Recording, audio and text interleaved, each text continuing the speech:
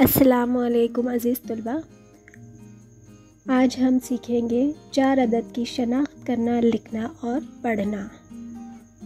अच्छा बच्चा बताओ ये क्या है? क्या आपको नहीं पता ये क्या है? चलिए हम बताते हैं आपको।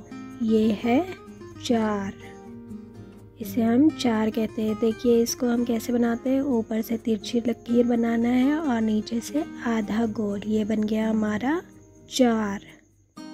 अच्छा बच्चा बताइए ये क्या है? ये है चाँद। यहाँ पर आपको बहुत सारे चाँद दिख रहे हैं। चलिए हम गिनते हैं हमारे पास कितने चाँद हैं। 1 2 3 4। कितने चाँद हैं हमारे पास? 4। Very good. अब देखिए ये है नींबू।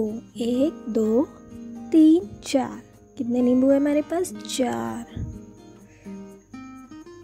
अब देखिए यहाँ पर हमें फूल दिखाई दे रहे। कितने फूल है हमारे पास? 4। अच्छा बच्चा बताइए ये क्या है?